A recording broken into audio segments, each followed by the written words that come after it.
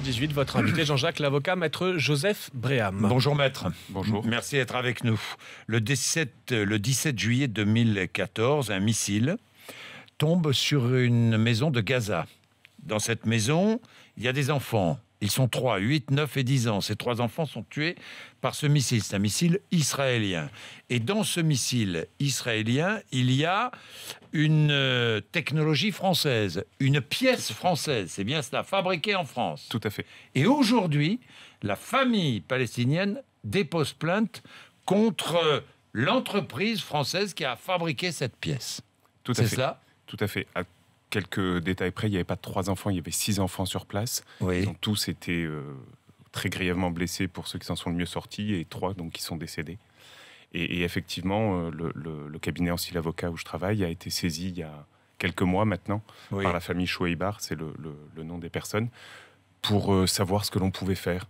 Et étant précisé que la pièce a été retrouvée sur ce site-là, mais sur au moins 2 autres sites où il y a également eu bavure, crime de guerre. C'est une première, ça. C'est une première. On n'a jamais vu ça. C'est inédit. C'est Procédure inédite.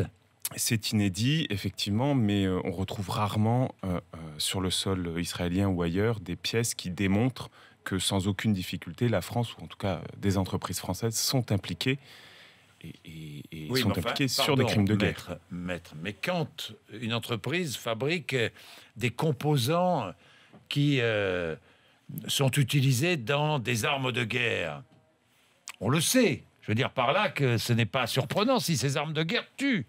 On est tout à fait d'accord. Simplement, dans ce cas précis, depuis 2009, donc 5 ans avant les faits, il y a toute une série de rapports, d'articles de journaux, ou d'ailleurs sur RMC et sur BFM, on avait retrouvé quelques émissions qui disaient très clairement, selon l'ONU, selon tout un certain nombre de personnes, des soldats israéliens, etc., des crimes de guerre sont commis, en particulier avec l'utilisation de ces missiles. Oui. Et cette entreprise française vend depuis 2009, selon nos recherches et selon ce qu'on a trouvé, on peut se tromper, mais vend depuis 2009, sans se poser la moindre question, à la société qui fait les missiles, et qui fabrique les missiles. Et des pièces françaises. Des pièces françaises fabriquées en France. qui commettent on des sait crimes que de la guerre. France vend des armes. Oui, mais attendez, c'est ce que et l'on vend écrit une dans la plainte. technologie qui sert à de l'armement utilisé par d'autres pays. Oui, mais pas pour commettre des crimes de guerre. Oui, mais une arme tue.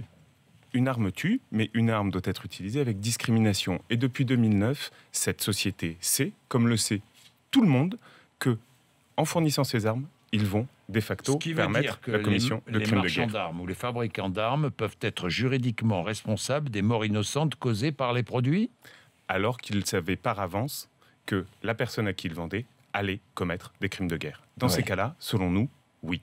C'est de l'homicide involontaire. C'est de l'homicide involontaire, exactement. Ce que dit la loi, c'est qu'il faut qu'il y ait un décès, une faute et un lien de causalité. Et ce que nous disons, nous, c'est qu'en ne mettant pas en place des processus, des procédures pour évaluer le risque d'utilisation, la société Excelia Technologies, en l'occurrence, a commis une faute. Voilà. Et la plainte a été déposée hier à Paris par l'ONG Action des chrétiens pour l'abolition de la torture. Oui, l'ONG soutient la famille Choueibar. Au nom de la famille palestinienne. Voilà, tout à fait. Évidemment. Bien, nous verrons quelle sera la suite donnée à cette affaire, si une enquête est ouverte, officielle, nous verrons bien comment la plainte a été reçue dans tous les cas. La plainte a été reçue par le parquet, oui, tout à fait.